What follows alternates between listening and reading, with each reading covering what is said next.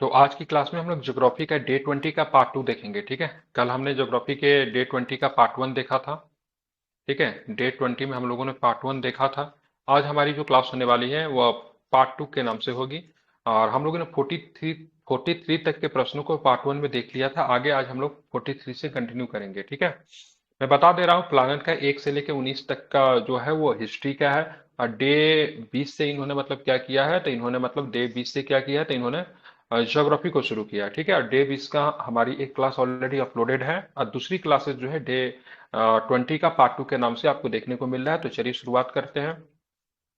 अब 43 number question की बात करेंगे तो आपने सामने ये रहा। चलिए इस क्वेश्चन को जरा देखिए। ठीक है, बताना है इसमें सूची एक को सूची दो से सुमेलित कीजिए तथा नीचे दिए गए कूट की सहायता से सही उत्तर का चयन कीजिए। ठीक है, क्रीटेशियस की बात करेंगे, कुडप्पा दिया हुआ, ढारवार दिया हुआ, विंध्य दिया हुआ है।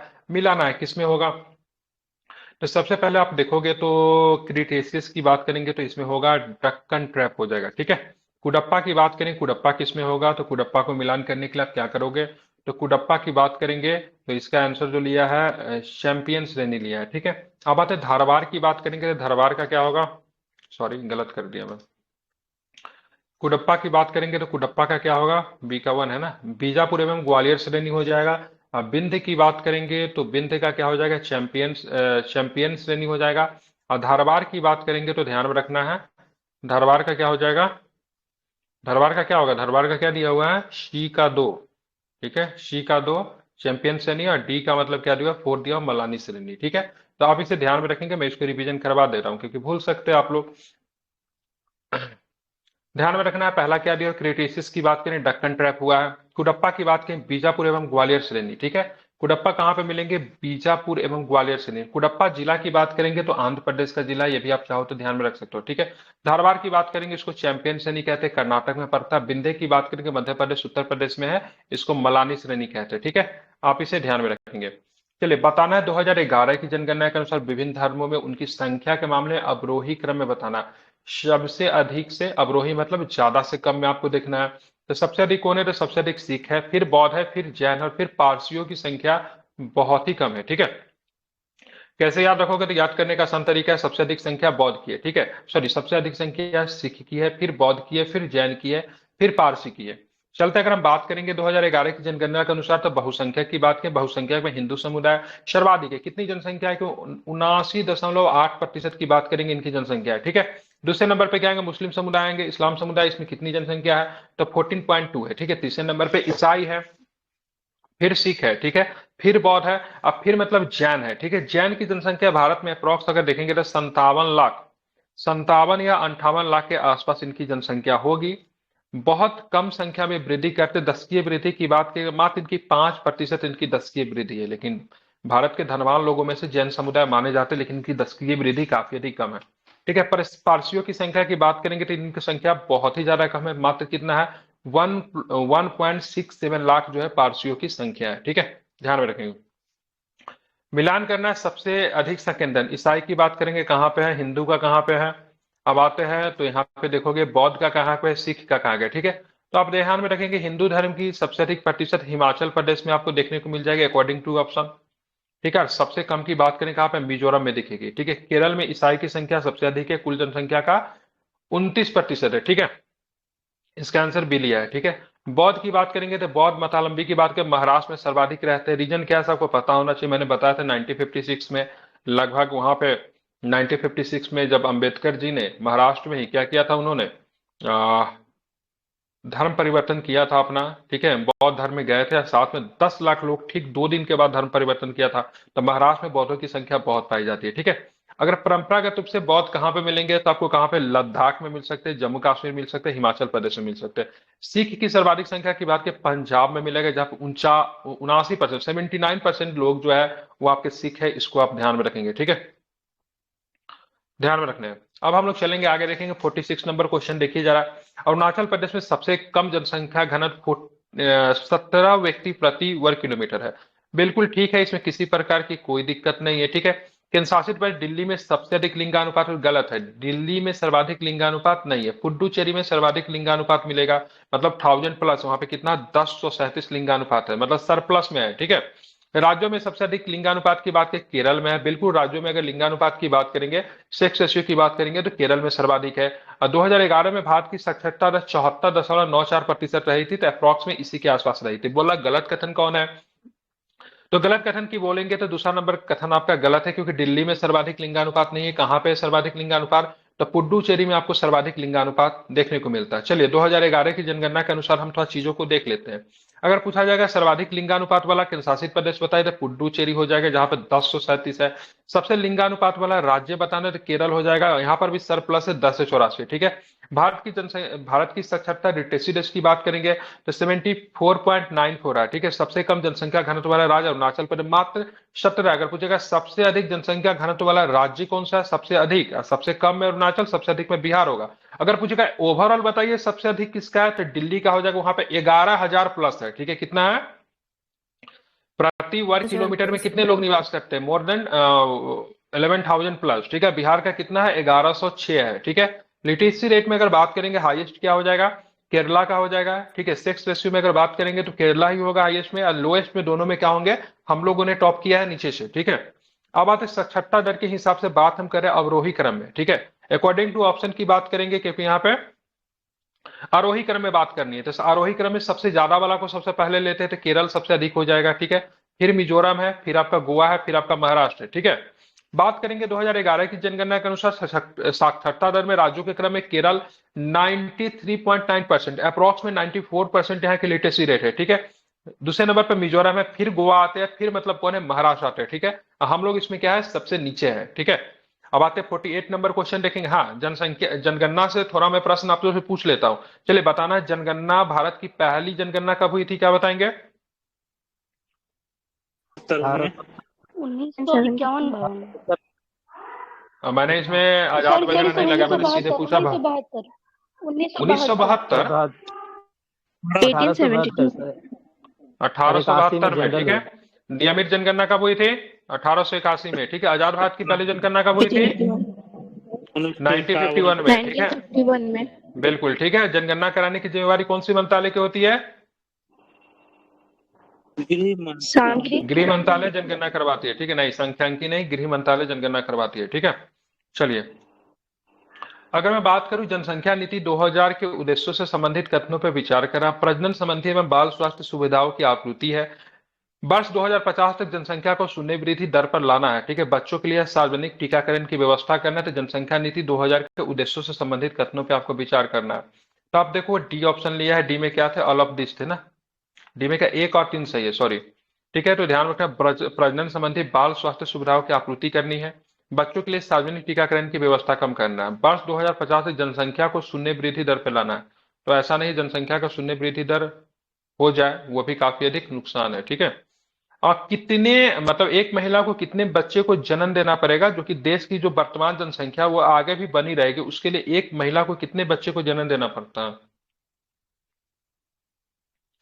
और मैं थोड़ा कंफ्यूज हूँ, या तो 2.1 होगा या फिर 2.3 होगा। एक महिला अगर इतने बच्चे को अगर जन्म देती है, मतलब 2.3 तो देना पॉसिबल नहीं है, 1000 पे कैलकुलेट होता है। अगर इतना, अगर या फिर इतना, आई थिंक 2.3 होगा। तो जो वर्तमान देश की जनसंख्या है ना, वो आगे भी मतलब बनी हुई रहती है। अगर इससे अगर डाउन हो रहा है तो उसकी जनसंख्या उस देश की आगे भी लो रहेगा। एक बार चेक कर लीजिएगा 2.3 है क्या। अगर 2.3, एक महिला अगर 2.3 बच्चे को अगर जन्म देती है, तो देश की जनसंख्या जितनी भी वर्तमान में है वो आगे भी मतलब क्या रहेगी? कंटिन्यू रहेगी। जरा इस डाटा को जरा चेक कीजिएगा, एम आई राइट? 2.3 है या फिर 2.1 हो सकता है, एक बार चेक कर लीजिए। ठीक है। राष्ट्रीय जनसंख्या नीति 2000 के उद्देश्य से वर्ष 2045 तक जनसंख्या को शून्य वृद्धि पर लाना है। शिशु मृत्यु दर को 30 प्रति हजार से कम करना है। ठीक है। मतलब प्रति हजार पे 30 से क्या कम करना है, और 2045 तक जनसंख्या के वृद्धि दर पे मतलब क्या लाना है? शून्य पर लाना है। ठीक है। लड़कियों के विवाह को 18 वर्ष से 20 वर्ष के बीच में रखने की प्रोत्साहन दिया गया है। मतलब विवाह की आयु को क्या करना? बढ़ाना है। ठीक है। ध्यान में रखना है। ठीक है। अब चलेंगे मानव विकास सूचकांक के संकेत को निम्न में से कौन सा शामिल नहीं है। ठीक है। ध्यान रखेंगे तो ये सारे ही की बात करेंगे शामिल है। स्कूली शिक्षा का अपेक्षित वर्ष गलत है। स्कूल शिक्षा के औसत वर्ष गलत दिया हुआ। प्रति व्यक्ति सकल राष्ट्रीय उत्पाद भी गलत है। ठीक है। क्या होता है? एचडीआई। ठीक है। ध्यान रखेंगे मानव विकास सूचकांक की बात की, एचडीआई, इसमें कितने आयाम बात करेंगे? एक एचडीआई होता है, एक एसडीजी होता है। एसडीजी में कितने लक्ष्य को शामिल किया गया है? सस्टेनेबल डेवलपमेंट गोल 17 लक्ष्य है, ठीक है। इसमें कितने एसडीजी में कितने 17 लक्ष्य है। इन 17 लक्ष्यों को पूरा कब से कब तक ये लाया क्या गया? एसडीजी कब इंट्रोड्यूस किया गया था? 2015 से 2030 का है क्या? ठीक है, 2015 में आया था। इसको 2030 तक इनके सारे लक्ष्यों को पूरा करना है। लेकिन यहाँ पे क्या है, यहाँ पे एचडीआई है, ठीक है।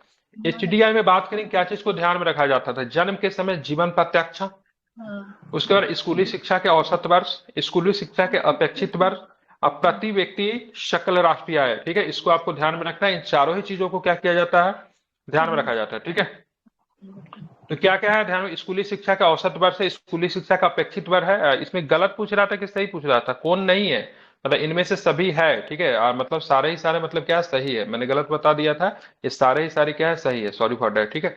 जन्म के समय जीवन प्रत्यक्ष, लाइफ एक्सपेक्टेंसी रेशियो की बात करेंगे, स्कूली शिक्षा का औसत वर्ष की बात करेंगे, ठीक है। स्कूली शिक्षा का अपेक्षित वर्ष की बात करेंगे, प्रति व्यक्ति सकल राष्ट्रीय आय, ठीक है। ये राष्ट्रीय आय को, जीवन प्रत्याक्षा को, ठीक है, एजुकेशन को भी ऐड किया जाता है, ये भी आपको ध्यान में रखना है, ठीक है। सस्टेनेबल डेवलपमेंट गोल से कभी कभी प्रश्न पूछ दिया जाता है, बताओ 13 नंबर लक्ष्य कौन है, 14 नंबर लक्ष्य कौन है? तो इसको एक बार आप लोग ध्यान में रख दीजिएगा। मैंने जो आंसर बोला चेक करने के लिए नहीं चेक किया आप लोग ने। निम्नलिखित कथनों में से कौन सा कथन असत्य है? 2011 की जनगणना के समय महापंजीयक एवं जनगणना आयुक्त सी चंद्रमौली थे, ठीक है। तो ये तो ठीक है ना आपका। भारत की जनगणना 2011 का ध्येय वाक्य स्लोगन था एक परगणक शिक्षिका, ठीक है, एक परगणक शिक्षा, ठीक है। तो ये भी तो ठीक ही लग रहा है। भारत की जनगणना 2011 का ध्येय वाक्य, ठीक है, 2 चरणों में हुई उस जनगणना का भारत की शुभंकर का ध्येय वाक्य नहीं था, ठीक। हाँ बिल्कुल, वो ध्येय वाक्य नहीं था। ये क्या थी? ये जो मैस्कोट थी, शुभंकर थी, ठीक है। परगणक शिक्षा की बात करेंगे, क्या थी? ये शुभंकर थी। क्या बोलते हैं उसको? मास्कोट, मैस्कोट बोलते, क्या बोलते हैं इसको, ठीक है। ये थी, ठीक है। भारत की जनसंख्या विश्व की जनसंख्या का 17.5%, ये तो ठीक है। बीते 10 वर्षों में भारत की जनसंख्या में 17.7% की वृद्धि हुई है। काफी तेजी से हम लोग ग्रोथ कर रहे हैं, ठीक है। ध्येय वाक्य की बात करें, हमारी जनसंख्या हमारा भविष्य था। और ये शुभंकर की बात करेंगे तो एक परगणक शिक्षिका थी, ठीक है। अब बात है भारत की जनगणना 2011 के संदर्भ में, ठीक है, निम्नलिखित कथनों पर फिर से आपको विचार कर। नागालैंड एकमात्र देश का राज्य है जहां पे मतलब क्या हुआ, जिसकी जनसंख्या, ठीक है, कमी आई है। बिल्कुल, नागालैंड की जनसंख्या कमी आई है, ठीक है। 2001 की तुलना में 2011 में 0 से 6 साल तक के बच्चों की जनसंख्या में वृद्धि पाई गई है। तो कौन सा? तो इसको गलत लिया है। जनसंख्या की दृष्टि से प्रथम 3 राज्यों में क्रम से पश्चिम बंगाल, बिहार एवं केरल है।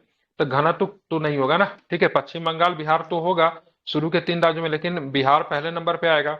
केरल की बात करेंगे तीसरा नंबर पे लिया। आई थिंक केरल इसमें तीसरा पे होना नहीं चाहिए, ठीक है। क्या है इसमें? केरल तीसरा पे है, ठीक है, लेकिन 260 के साथ है, ठीक है। पश्चिम बंगाल दूसरा पे, और बिहार की बात करेंगे प्रथम नंबर पे है 1106 के हिसाब से। फिर पश्चिम बंगाल, फिर आपका केरल लिया है, ठीक है। अब भारत में जन्म दर में गिरावट आई। कुल जनसंख्या की तुलना में बच्चों की संख्या 0 से 6 वर्ष की आयु का अनुपात 2001 में 15.9% से गिरकर, ठीक है, 2011 में कितना हो गया? 13.6% हो गया। आप इसे ध्यान में रखेंगे, ठीक है। न्यूनतम साक्षरता के आधार पर राज्यों का अवरोही क्रम क्या है? सबसे अधिक न्यूनतम साक्षरता आपको बिहार में है, फिर आंध्र प्रदेश से, फिर अरुणाचल प्रदेश से, फिर आपका क्या है? राजस्थान में है, ठीक है। बात करेंगे 2011 की जनगणना के अनुसार न्यूनतम साक्षरता के आधार पर राज्यों का क्रम की बात करेंगे तो बिहार क्या है? इस पे टॉप पे है, ठीक है। बिहार क्या है? टॉप पे, ध्यान रखें, नीचे से फिर मतलब आंध्र प्रदेश से, फिर अरुणाचल प्रदेश से, फिर आपका राजस्थान है, ठीक है।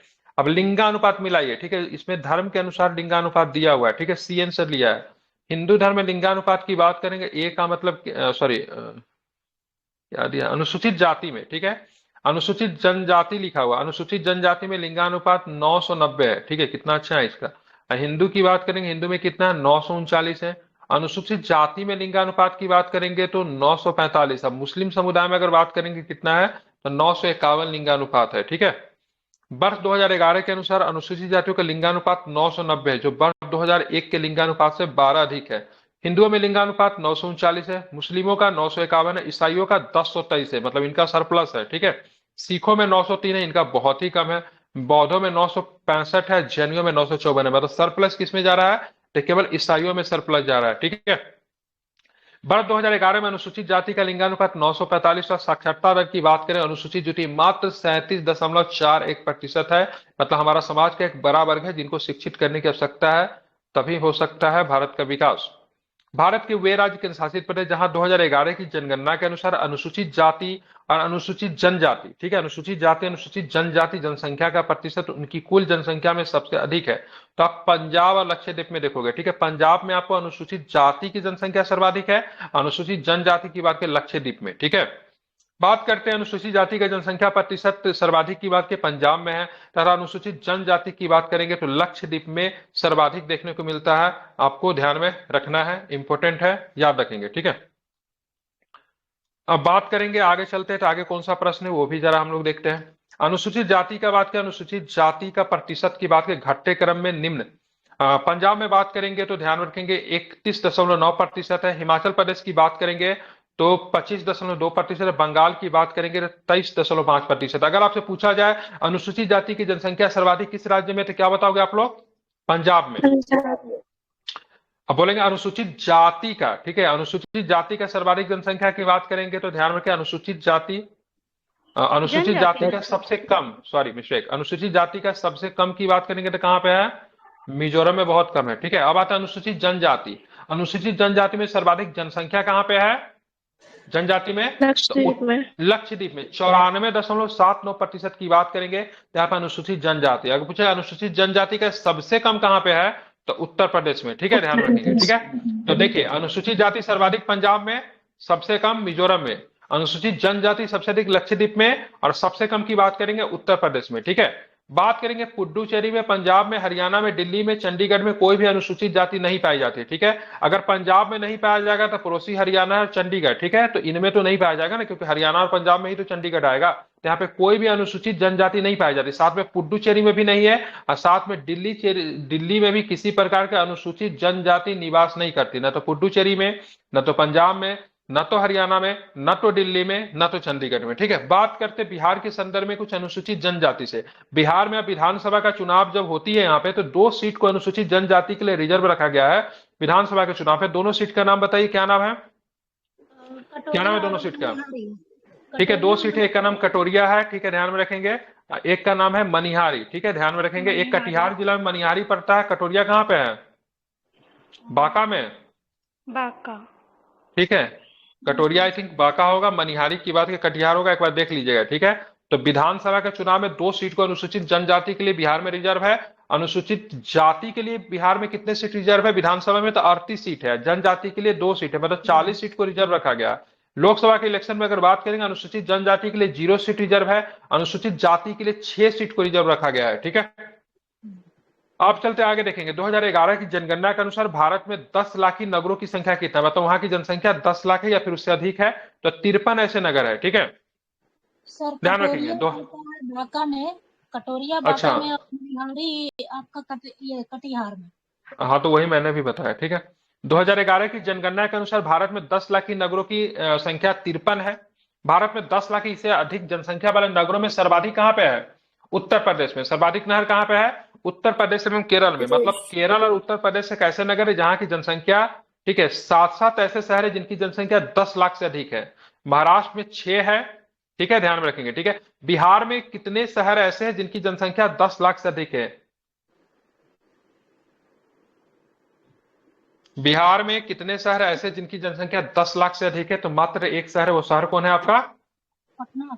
पटना। पटना है, ठीक है, बिल्कुल पटना की बात करेंगे, उनकी जनसंख्या 10 लाख से अधिक है। बिहार में केवल एक शहर है, ठीक है। महाराष्ट्र में कितने हैं? 7 हो गए, सॉरी, केरल और उत्तर प्रदेश में 7 और महाराष्ट्र में कितने हैं? 6 है। 40 लाख से अधिक जनसंख्या वालों नगरों की संख्या कितनी है? 9 है। मतलब उनकी जनसंख्या कितनी है?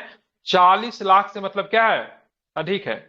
ऐसे नगर जिसकी जनसंख्या 1 करोड़ से अधिक है, जिसको मेगा सिटी कहलाता है, तो तीनों प्रेसिडेंसी नहीं, महानगर तीनों, वैसे तो 4 महानगर है ना, इसमें से 3 है जिनकी जनसंख्या 1 करोड़ से अधिक है। मुंबई, दिल्ली और कोलकाता। मुंबई की जनसंख्या, दिल्ली की जनसंख्या, कोलकाता की जनसंख्या कितनी है? 1 करोड़ से अधिक है। समझ रहे हैं? किसी देश की जनसंख्या नहीं होती है उतने, तो हमारे यहाँ एक शहर ही है, ठीक है। एक सर्वे के अनुसार बस 2030 तक हैदराबाद, चेन्नई, बेंगलुरु एवं अहमदाबाद भी मेगा सिटी के अंतर्गत शामिल हो सकते हैं। मतलब 2030 तक हैदराबाद, चेन्नई, बेंगलुरु एवं अहमदाबाद भी 1 करोड़ जनसंख्या वाला हो जाएगा, ठीक है। तो ये मेगा सिटी की जनसंख्या कितनी होती है? 1 करोड़ से अधिक, ठीक है, ध्यान में रखेंगे, ठीक है। भारत में कितने शहर जिनकी जनसंख्या 10 लाख से अधिक है? तो ऐसे शहरों की संख्या पाई गई है कितना 53। भारत में कितने शहर है जिनकी संख्या 40 लाख से अधिक है, तो ऐसे शहरों की संख्या पाई गई 9। अब भारत में ऐसे कितने शहर है जिनकी जनसंख्या 1 करोड़ से अधिक है, तो ऐसे शहरों की संख्या पाई गई कितनी 3। तीन। ठीक है, और उम्मीद है से मतलब 2030 तक हैदराबाद, चेन्नई, बेंगलुरु एवं अहमदाबाद की बात की, ये भी मतलब करोड़ी क्लब में शामिल हो जाएंगे। ठीक है, भारत के प्रमुख महानगर की जनसंख्या घटते क्रम में, तो सबसे अधिक जनसंख्या की बात करेंगे कितना है, ठीक है, 18.41 मिलियन मुंबई की जनसंख्या है। 18.41 मिलियन का मतलब समझ रहे हैं, मतलब ये 2 करोड़ के क्लब में शामिल होने वाला है।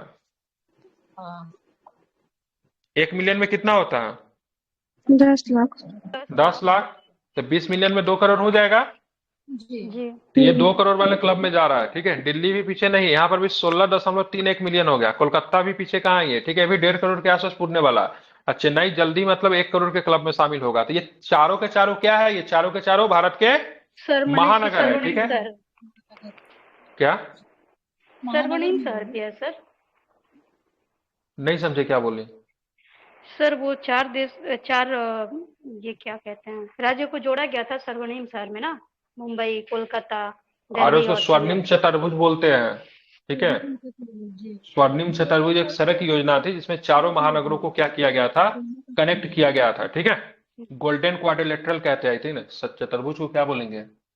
ठीक है, ध्यान रखेंगे। ठीक है, इसमें मुंबई सबसे सर्वाधिक है, फिर दिल्ली आएगा, फिर आपका कोलकाता आएगा, फिर इसमें क्या आएगा, क्या आएगा, तो चेन्नई आएगा। ठीक है, स्वर्णिम चतुर्भुज की तरह चारों नगरों को क्या किया गया है, आपस में जोड़ा गया है। ठीक है, जनसंख्या वृद्धि के स्वरूप को एक दीर्घ कालावधि में घटित क्रमिक परिवर्तन हो सकते हैं। ठीक है, इसको क्या बोलते हैं, जनकांकी संक्रमण बोलते हैं। ठीक है, जनांकीय संक्रमण कहा जाता है। जनसंख्या वृद्धि के स्वरूप के एक दीर्घ कालावधि में घटित मतलब जनसंख्या वृद्धि हो रहा है, अब फिर अगर मतलब घटने लगे तो उसको क्या बोलेंगे, जनांकीय संक्रमण कहा जाता है। ठीक है, ध्यान में रखेंगे। आप देखेंगे देखिए इस सिद्धांत के अनुसार 3 स्पष्ट घोषित परिकल्पनाएं सामने आती है, जिसमें जन क्षमता में ह्रास होने से पूर्व मृत्यु दर में कमी आना, मृत्यु दर से मेल जोल बनाए रखने के प्रजनन दर में अंततः कमी हो जाना, समाज में आर्थिक सामाजिक परिवर्तन, ठीक है, उसके जनसंख्यांकीय रूपांतरण के साथ होना। ठीक है, और ये सिद्धांत किसने दिया था, जनख्यांकी संक्रमण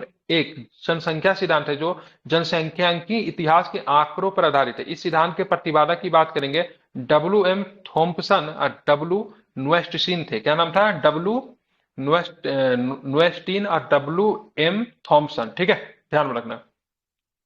यदि जन्म एवं मृत्यु दर समान है तथा अंत या बाह्य प्रजनन नहीं होता, जनसंख्या में कोई परिवर्तन नहीं होता, इसे क्या कहेंगे, मतलब जन्म दर भी समान है, मृत्यु दर भी समान है, मतलब जितने लोगों का मृत्यु होता है उतने बच्चे जन्म लेते हैं, तो इनको क्या बोलेंगे, शून्य जनसंख्या वृद्धि बोलेंगे। ठीक है, और ऐसे कंडीशन उस देश की ध्यान रखेंगे, उसमें क्या होना पड़ेगा, तो साथ में क्या करना पड़ेगा, तो शून्य जनसंख्या वृद्धि को क्या करेंगे, तो वहां पे मतलब क्या होगा, जनसंख्या में वृद्धि नहीं होगी। ठीक है, राष्ट्रीय जनसंख्या नीति 2020 का लक्ष्य जनसंख्या स्थिर स्थिति पर ला देती है। ठीक है, तो 2045 तक क्या है, तो जनसंख्या को स्थिर स्थिति पर क्या करना है, ला देना है। ठीक है, ध्यान में रखना है। ठीक है, तो 2000 में जनसंख्या नीति आई, तो 2045 में जनसंख्या को क्या करना है, स्थिर स्थिति में लाना है, मतलब जितना जन्म दर हो उतना ही मतलब मृत्यु दर, मतलब दोनों को मतलब क्या करना है, स्थिर स्थिति पे लाना है। ठीक है, जनसंख्या नीति 2000 की बात करेंगे तो एम.एस. स्वामीनाथन की अध्यक्षता में गठित एक विशेषज्ञ दल की रिपोर्ट पे क्या है, आधारित है, इसको भी आपको ध्यान में रखना है। ठीक है, इसके तहत 2000 में प्रधानमंत्री की अध्यक्षता में एक राष्ट्रीय जनसंख्या आयोग का मतलब क्या किया गया, गठन किया गया। ठीक है, निम्नलिखित संघ शासित राज्यों में स्त्री साक्षरता दर 2011 की जनसंख्या के अनुसार उच्चतम है। कहां पे स्त्री साक्षरता दर आपको उच्चतम देखेगी, तो ध्यान रखें लक्षद्वीप में। ठीक है, ध्यान रखेंगे। ठीक है,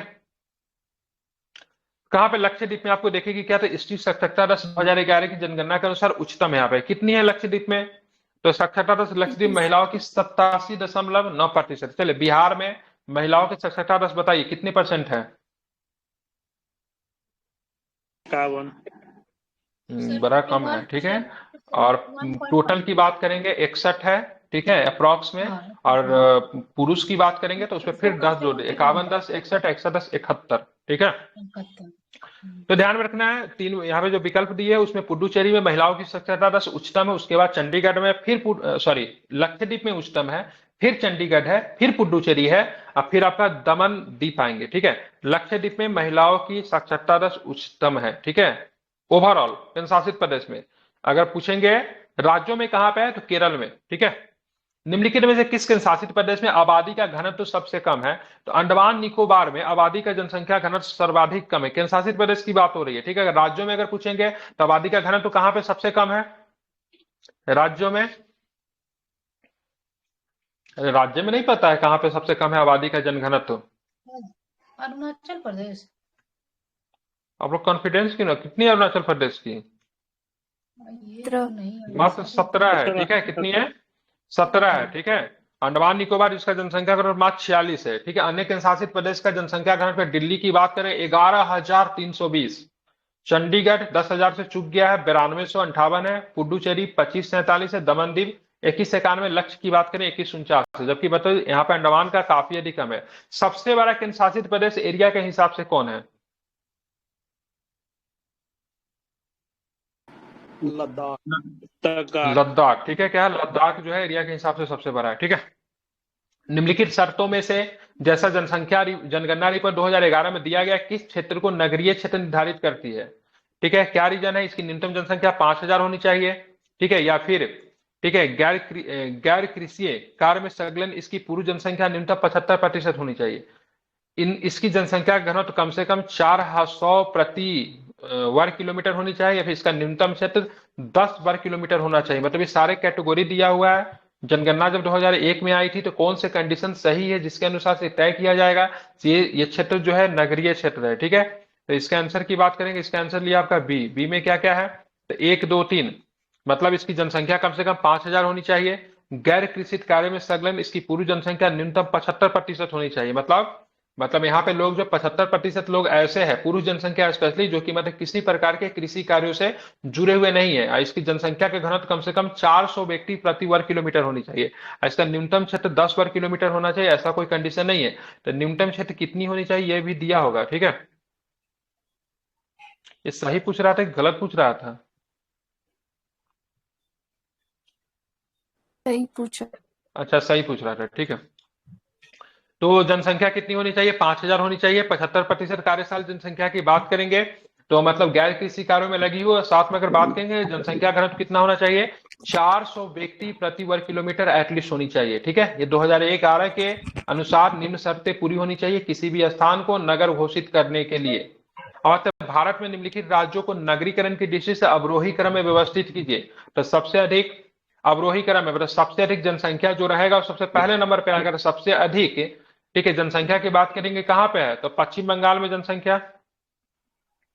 क्या पूछ रहा है भाई? नगरीकरण की दृष्टि से, ठीक है। नगरीकरण की दृष्टि से आंसर बी लिया है, मतलब 2 सबसे कम, फिर महाराष्ट्र है, फिर मतलब गुजरात लिया है, फिर आपका पश्चिम बंगाल लिया है, ठीक है। ध्यान में रखेंगे ये क्या है, तो ये आपका सही आंसर है, इसे आप ध्यान में रखना है, ठीक है।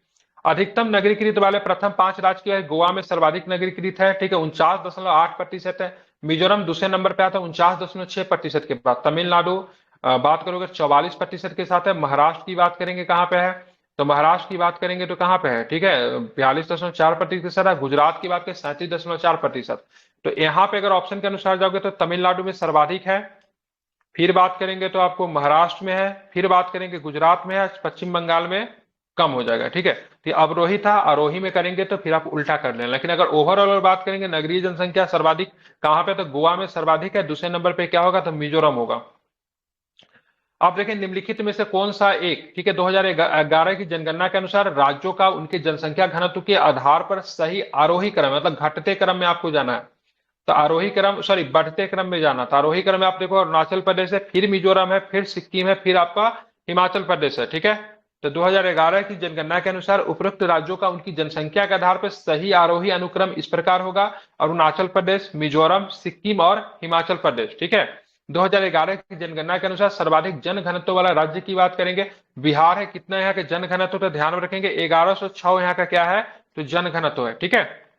शहरी जनसंख्या 2011 की प्रतिष्ठा के संबंध में, ठीक है, प्रतिष्ठा के संबंध में निम्नलिखित में से कौन सा एक राज्यों का सही आरोही अनुक्रम है, ठीक है। तो महाराष्ट्र की बात करेंगे, फिर केरल हो जाएगा, फिर मिजोरम होगा, फिर मतलब गोवा होगा, ठीक है। क्या पूछ रहा है? शहरी जनसंख्या 2011 की प्रतिष्ठा के संबंध में निम्नलिखित में से कौन सा एक राज्यों का सही आरोही अनुक्रम है, ठीक है। तो गोवा में तो सर्वाधिक है, फिर आपका मिजोरम में, फिर आपका केरल में, फिर आपका महाराष्ट्र में हो जाएगा, ठीक है। महाराष्ट्र सबसे कम, फिर उस फिर उसका केरल, फिर आपका मिजोरम, मतलब गोवा में सर्वाधिक शहरी जनसंख्या निवास करती है, उसके बाद मिजोरम है। ठीक है, आरोही क्रम है, तो घटते हुए में जा रहे हैं, बढ़ते हुए में, सॉरी, बढ़ते हुए में जा रहे हैं। अगर घटते हुए में बात करेंगे तो गोवा का सर्वाधिक है। बात करेंगे किसी देश की जनसंख्यांकी लभ्यांश की घटना किससे संबंधित है, मतलब किसी देश की जनसंख्यांकी लभ्यांश अगर घट रहा है तो उसके कारण क्या है? कुल जनसंख्या में तीव्र पतन हो रही है, श्रमजीवी काल मतलब कार्यकारी आयु वाली जनसंख्या में वृद्धि हो रही है। ठीक है, एक कार्यकारी आयु की बात करेंगे, वर्किंग पॉपुलेशन की बात करेंगे, कितने से लेके कितने वर्ष तक होता है बताएंगे जरा? 18 से 65 सर। 15 से ना, 15 से 15 से कितना? 65। 59 है साथ 15 से, मैं देख 59 लीजिएगा। ठीक है, 59 ना, सही बोल रहे हैं, 59। ठीक है, 15 से 59 होगा। ठीक है, शिशु मृत्यु दर में गिरावट हो सकती है या फिर स्त्री पुरुष अनुपात में वृद्धि हो सकती है। बोल रहा है किसी देश की जनसंख्या के लभांश, जनसंख्यांकी क्या है? लभांश होता है। ठीक है, भारत जैसे देश को क्या मिला हुआ है? जनसंख्यांकी लभांश का वरदान है। हमारे पास जितनी जनसंख्या है, ओवर जनसंख्या, अगर हम चाहे तो अपने जनसंख्या से अपने देश का खूब विकास कर सकते हैं, लेकिन हमारी जनसंख्या में सबसे बड़ी कमी क्या है? स्किलफुल नहीं है। ठीक है, अब रसिया जैसे देश में देखिए, वहां पे जनसंख्या बहुत अधिक कम है, तो बाहर से वहां से जनसंख्या को मंगाया जाता है। ठीक है, और जनसंख्या को स्किल किया जाता है। अमेरिका जैसे देश को किसने, यूएसए को किसने बचा? सब तो बाहर का ही जनसंख्या है। ठीक है, लेकिन वहां पे जो भी लोग जाते हैं फिल्टर होके जाते हैं, स्किलफुल जाते हैं। तो हमारे पास जनसंख्या तो है इतनी बड़ी जनसंख्या, लेकिन अगर हमारी जनसंख्या अगर मान ली स्किल्ड नहीं होगी, निपुण नहीं होगी, तो जनसंख्यांकी लाभांश जो हमें मिला हुआ है, एक तरह से आप देखो तो क्या बन जाएगा? शाप भी बन सकता है, नहीं बन सकता है?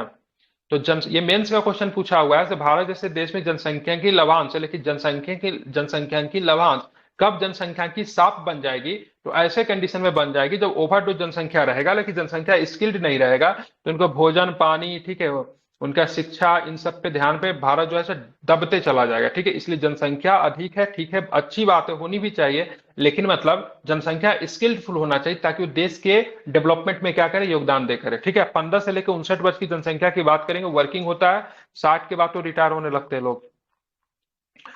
जनसंख्या अच्छा, यहाँ पे 64 दिया हुआ है। ठीक है, कार्यशील जनसंख्या में, सॉरी, 64 है, मिस्टेक।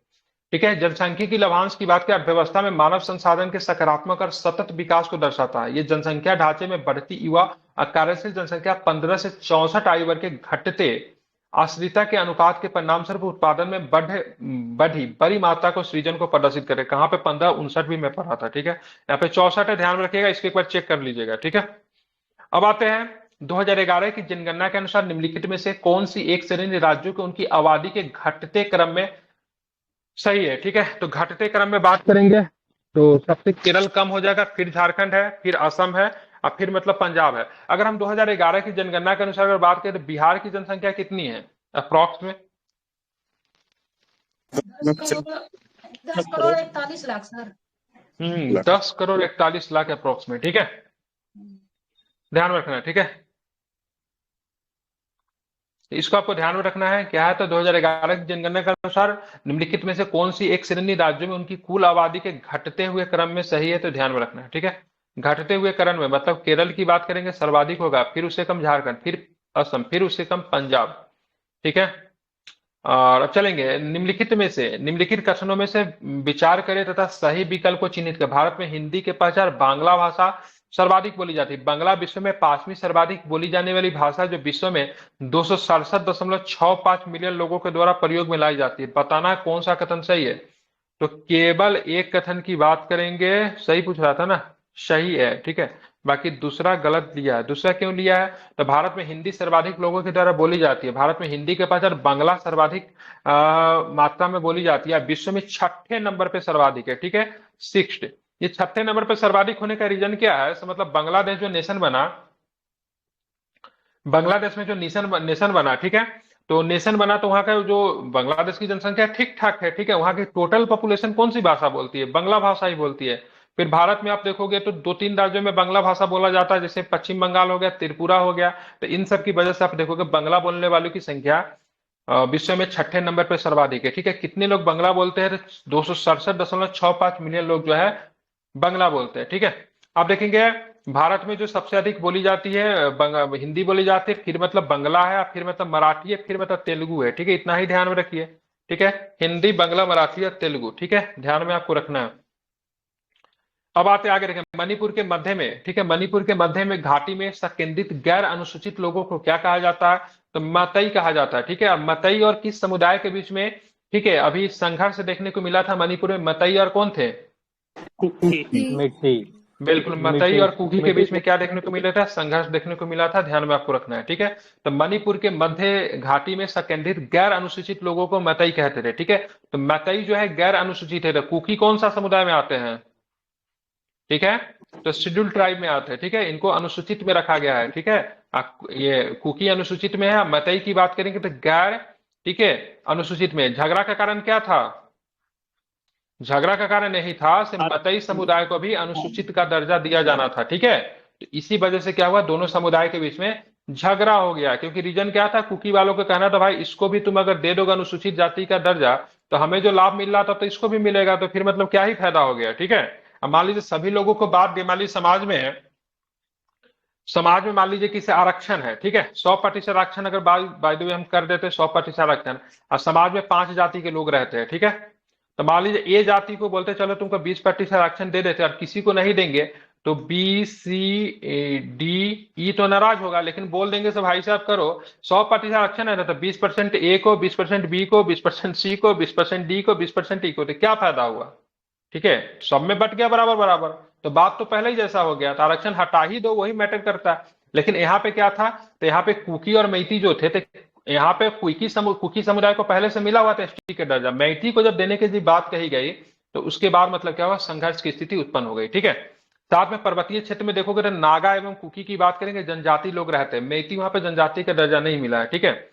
और ध्यान रखें, मैतई जनजाति जो घाटी के क्षेत्र में रहते हैं, इनकी भाषा की बात करें मैतैलिन है, जिसे मणिपुरी भाषा भी कहते हैं, ठीक है। अब पर्वतीय क्षेत्र में कौन रहते हैं, तो नागा और कुकी रहते हैं। मणिपुर का भारत का आभूषण, पूरब का स्विट्जरलैंड है, देश का ऑर्किड बास्केट भी कहा जाता है, ठीक है। अब मणिपुर में आपको एक अभ्यारण्य मिलेगा जो कि काफी अधिक प्रसिद्ध है, उसको क्या बोलते हैं? केबुल लेमचाओ। ठीक है, ध्यान रखें क्या है? सिविल नाम जाओ। बिल्कुल, केबुल लामजाओ, ठीक है, ध्यान रखें, केबुल लामजाओ काफी अधिक क्या है, इंपॉर्टेंट है, ठीक है, ध्यान में रखना है, काफी महत्वपूर्ण है, ठीक है, ध्यान में इसको रखना है। अब चलेंगे यहाँ पे, केबुल लामजाओ काफी अधिक प्रसिद्ध है, ठीक है। और यहाँ पे क्या मिलता है केबुल लामजाओ में? संगाई बिल्कुल, संगाई मिलता है, ठीक है। संगाई को लेकर मणिपुर में एक महोत्सव मनाया जाता है, उसको कौन सा महोत्सव बोलते हैं, जो मणिपुर का राष्ट्रीय महोत्सव है? संगाई महोत्सव बोलते हैं, ठीक है, जिसको क्या बोला जाता है, डांसिंग डियर कहा जाता है, ठीक है, ध्यान में रखना है, ठीक है। अब हम चलेंगे आगे, अधोलिखित में कौन सा जनजाति का जोड़ा सही है? थारू जनजाति आपको कहां पे मिलेगी? उत्तराखंड में, ठीक है। मुंडा की बात करेंगे, मुंडा आपको बिहार झारखंड में मिलता है। कोल की बात करेंगे तो कोल विद्रोह हुआ था ना, कहां पे हुआ था कोल विद्रोह 1831 में? झारखंड वाला रीजन होगा, सिवनी। ठीक है। अब भोटिया की बात करें तो ये भी गलत। देखिए, थारू जनजाति हिमालय के तराई क्षेत्र उत्तराखंड, उत्तर प्रदेश में, बिहार राज्यों में निवास करते हैं। भोटिया जनजाति हिमाचल प्रदेश, उत्तराखंड और सिक्किम में। मुंडा जनजाति झारखंड, इसके अलावा बिहार, बंगाल और ओडिशा में भी मिलते हैं। कोल जनजाति मध्य प्रदेश, झारखंड, ठीक है, बिहार एवं ओडिशा में हुई थी, ठीक है। तो मुंडा विद्रोह भी हुआ था और कोल विद्रोह भी हुआ था, ठीक है। तो मुंडा विद्रोह का समय काल बताइए। 2 रीजन में था, लेकिन आप बिरसा मुंडा से बताओ, बिरसा मुंडा से कनेक्ट करो। नहीं, 1899, ठीक है, नहीं 1899, ठीक है। कोल विद्रोह आप जो 1875 बता रहे हो ना, 1875 में दक्कन विद्रोह हुआ था, ठीक है। कौन था जी?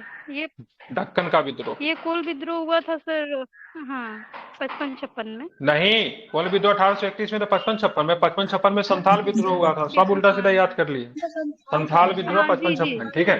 जी जी सर, संथाल। अब आते जारबा। जी जी। माइक बंद कीजिए, खटखट की आवाज कहां से आ रही है? जरबा जनजाति के लोग जो हमेशा चर्चा में रहते हैं, कहाँ के निवासी हैं? अंडमान निकोबार में, ठीक है। तो अंडमान निकोबार में आपको जरबा मिलेगी, ग्रेट अंडवानिज मिलेगी, सोम्पेन मिलेगी, सेंटलीज मिलेगी, और साथ में क्या मिलेगी? ओंग जनजाति। तो अभी जो लोकसभा का जो इलेक्शन हुआ था, इसमें किस जनजाति ने, ठीक है, किस जनजाति ने, आप ध्यान में रखोगे तो वोटिंग की थी, इसमें से कौन सी जनजाति ने वोट की थी? सेंट्रलीज की थी। बिल्कुल, ठीक है, वोटिंग किसने की थी? सेंट्रलीज ने की थी। आपने देखा होगा ये लोग सेल्फी भी ले रहे थे, ठीक है, ध्यान में रखेंगे, ठीक है। टोडा की बात करेंगे तो नीलगिरी में मिलता है, तमिलनाडु के क्षेत्र में। लेप्चा की बात करेंगे वो सिक्किम में मिलता है।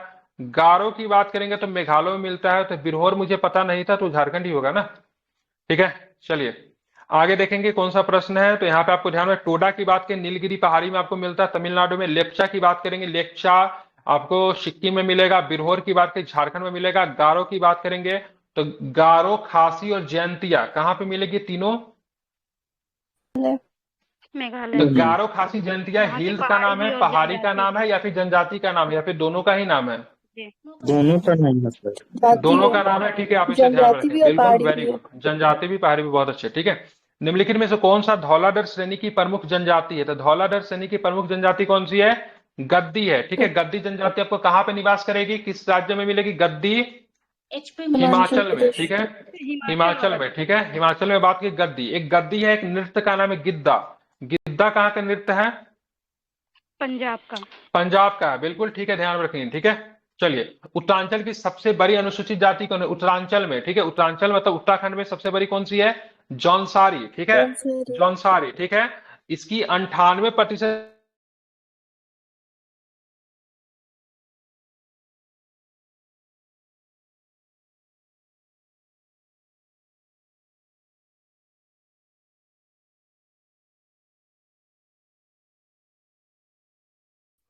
आवाज चली आ रही क्या? मेरा वाईफाई का नेटवर्क चला गया, जा रही है आवाज? अब आ रही। जी जी अभी आ रही है सर, थोड़ी देर पहले कटी थी। हाँ, तो वाईफाई के साथ ही इशू होता है।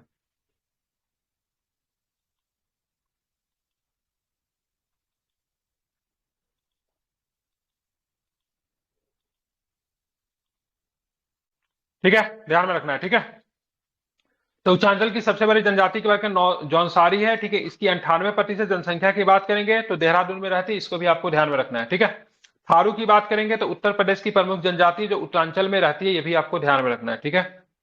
चलिए, अब बात करेंगे सोमपेन। सोमपेन कहाँ का छद्म असुरक्षित आदिवासी समूह है? तो सोमपेन, सोमपेन कहाँ पे मिलेगा? तो अंडमान निकोबार। सोमपेन की बात करेंगे, ओंगे की बात करेंगे, जारवा की बात करेंगे, सेंटलिज की बात करेंगे, तो सबके सब अंडमान निकोबार में है, ठीक है।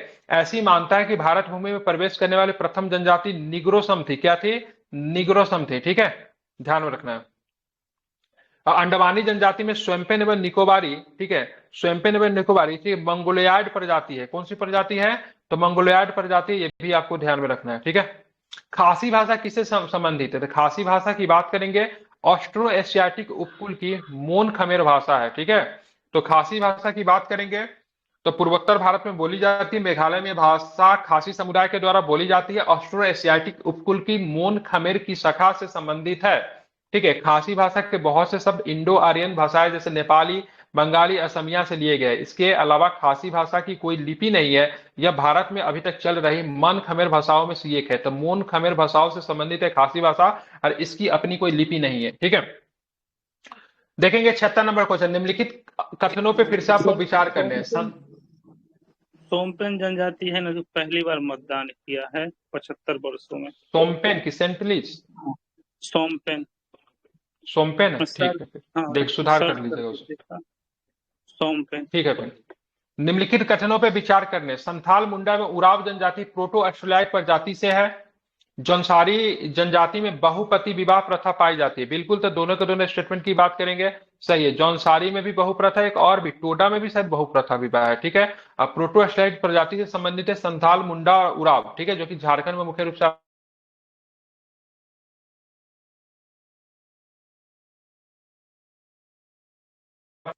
बुक्सा की बात करेंगे, बुक्सा कहाँ पे मिलेगा? बुक्सा, बुक्सा पश्चिम बंगाल की जनजाति है पश्चिम ना, बंगाल।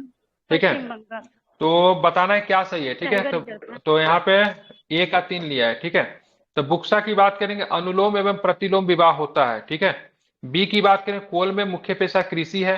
भोटिया की बात करेंगे सी का 4 ऋतु प्रवास होता है। अब भूमध्य सागरीय प्रजाति टोडा है, ठीक है। ऋतु प्रवास में क्या होता है, जब ये होते हैं पहाड़ी पे होते हैं, लेकिन जब वहां पे बहुत अधिक ठंड पड़ने लगती है, बर्फ गिरने लगती है, तो घाटी की तरफ नीचे की तरफ चले आते हैं, ठीक है। अनुलोम और प्रतिलोम विवाह तो जानते हैं, जो उच्च वर्ण और निम्न वर्ण का कॉन्सेप्ट इसमें ध्यान में रखना है। तो किसमें होता है अनुलोम प्रतिलोम? बुक्सा में होता है, ठीक है। उच्च पुरुष देखिए और निम्न वर्ग की महिलाएं होंगी तो अनुलोम हाँ होगा। बिल्कुल, ठीक है, ऋग्वैदिक है। हिंदुओं की तरह इनमें भी अनुलोम प्रतिलोम विवाह प्रचलित है। उत्तराखंड के नैनीताल, पौड़ी, गढ़वाल, देहरादून जिलों में आपको ध्यान में रखना है, पाया जाता है, ठीक है। कोल विद्रोह की बात करें, मध्य प्रदेश के रीवा संभाग का जबलपुर जिले में निवास करने वाली जनजाति का मुख्य पेशा कृषि है, ठीक है, इसको आपको ध्यान में रखना है।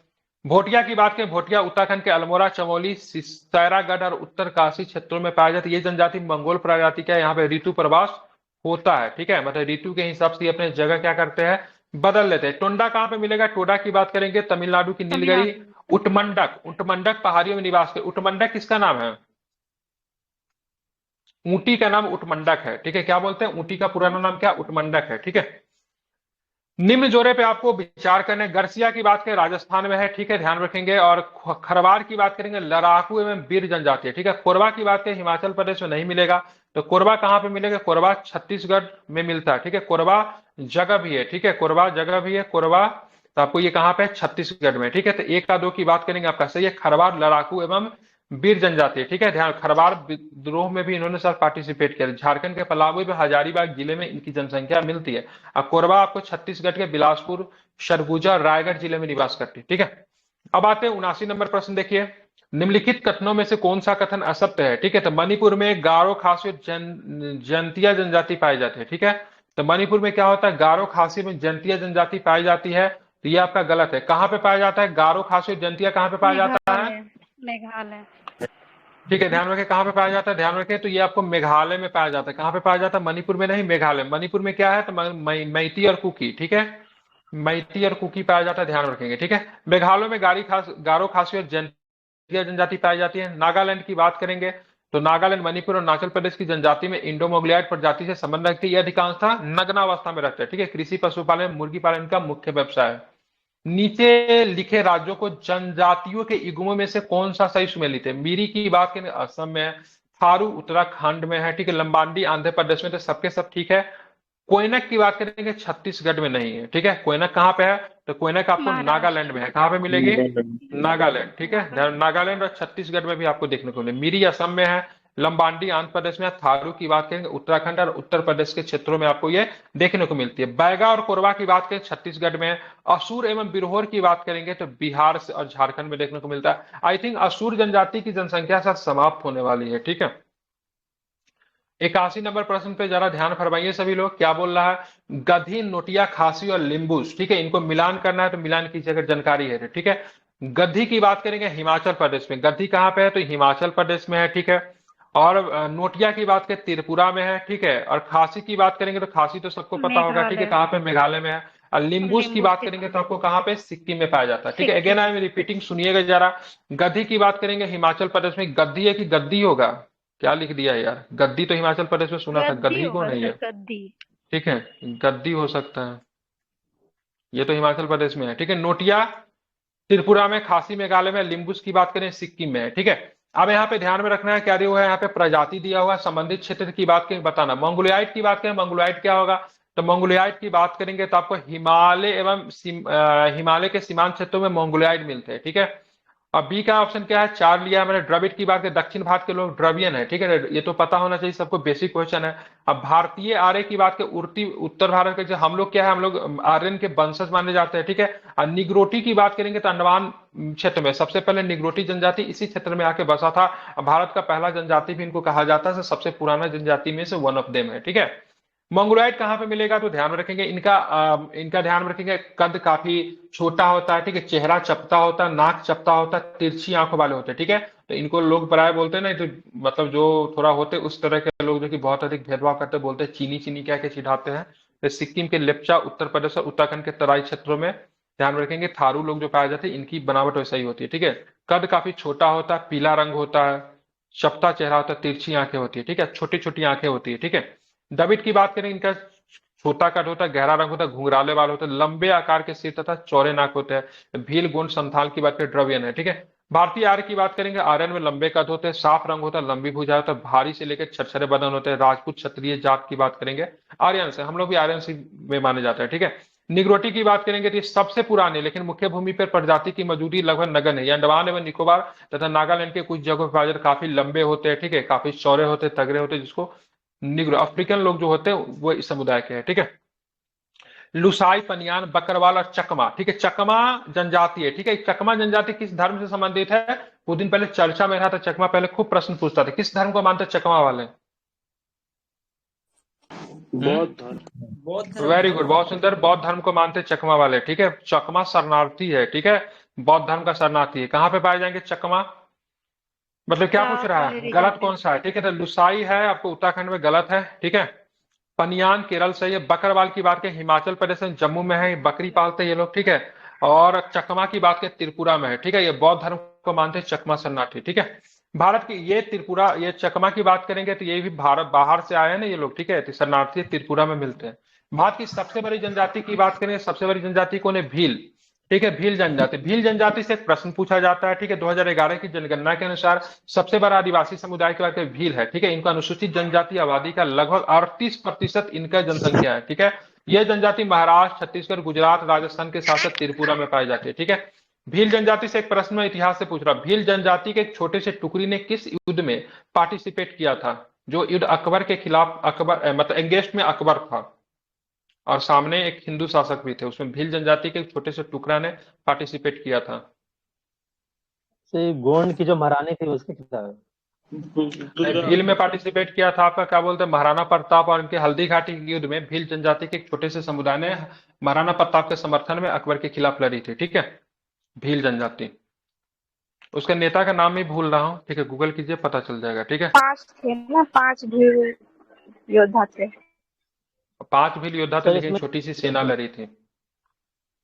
सर समूह अगर पूछा जाता कहीं कहीं आपका गोंड दिया रहता है, ओवरऑल भील अब दिया रहता नया है। वाला में भले ही गोंड हो जाए, ठीक है, ध्यान रखिएगा, लेकिन अभी 2011 की डाटा के अनुसार भील समुदाय ही सबसे बड़ी जनसंख्या है। चलिए, बताना सबसे अधिक अनुसूचित जनजाति। ठीक है, सबसे एक बॉलीवुड फिल्म ने किस जनजाति के ऊपर खूब मूवी बनाया है? कौन सा जनजाति है वो? ठीक है, उसका नाम है बंजारा। ठीक है, ये भी एक जनजाति है। बॉलीवुड में बहुत सारा फिल्म आपने देखा होगा। ठीक है, सबसे अधिक अनुसूचित जनजाति वाले शीर्ष राज्यों का अवरोही क्रम क्या था? अनुसूचित जनजाति सबसे अधिक मध्य प्रदेश में है। अवरोही क्रम पूछ रहा है ना, मतलब घटते क्रम में, मतलब घटते क्रम हो गया ना, तो सबसे कम मध्य प्रदेश, फिर उड़ीसा, फिर महाराष्ट्र, फिर राजस्थान। 2011 की जनगणना के अनुसार आदिवासी राज्यों में शीर्ष राज्य की बात मध्य प्रदेश में सर्वाधिक है, फिर उड़ीसा है, फिर महाराष्ट्र है, फिर राजस्थान है, फिर मतलब छत्तीसगढ़ है। बल पूछे किस राज्य के विधानसभा में सर्वाधिक अनुसूचित जाति के आरक्षित सीट है, तो क्या बताएंगे? तो मध्य प्रदेश आंसर होता है। मध्य प्रदेश। संथाल जनजाति के संदर्भ में निम्नलिखित कथनों पर विचार करना है। ठीक है, संथाल मूल रूप से पशुपालक है, तो ये गलत लिया है। ठीक है, मानव वैज्ञानिक साक्ष्यों के आधार पर इनका उद्गम द्रविडों से हुआ। वर्तमान में इनका वास था राजमहल पहाड़ी। ठीक है, और छोटा नागपुर पठार है। राजमहल में तो विद्रोह भी हुआ था ना, तो पहला गलत है, क्योंकि पशुपालक नहीं होते, क्या होते? संथाल मुख्य रूप से कृषक होते हैं। क्या होते हैं? कृषक है संथाल लोग। ठीक है, अब विद्रोह हुआ था 1855-56 में, संथाल विद्रोह हुआ था। संथाल मूल रूप से कृषक होते हैं। यह जनजाति संपत्ति भूमि के रूप में होती है। ठीक है, शायद कोई संथाल भूमिहीन होगा। इसके अतिरिक्त यह जनजाति शिकार, मत्स्य तथा वन उत्पादों के एकत्र में भी जुटे होते हैं। ठीक है, जब इनकी भूमि जब छीन ली गई, इनकी जो बहुत पुरानी व्यवस्था वगैरह थी, ठीक है, वो समाप्त कर दी गई, तो इन्होंने क्या किया? विद्रोह कर दिया। अब विद्रोह जो राजमहल पहाड़ी के क्षेत्र में हुई थी, जो कि भागलपुर वाला इलाका था, 1855-56 में विद्रोह हुए थे, जिसके नेता कौन थे? संथाल विद्रोह का चांद भैरव सिद्धू कानू चांद भैरव, और 2 बहन भी थी, फूलवार झालो। ठीक है, तो इस तरीके से आपका डे 20 क्या हुआ? समाप्त हुआ। कल हम लोग क्या करेंगे? डे 21 को पढ़ेंगे। ठीक है, आप लोग साथ में रिवीजन करते रहिए। डे 21 का पीडीएफ भी मैंने डाल दिया है। ठीक है, वो पहले वाला जो कंबाइंड पीडीएफ था वो अच्छा नहीं लग रहा था, तो अलग अलग पीडीएफ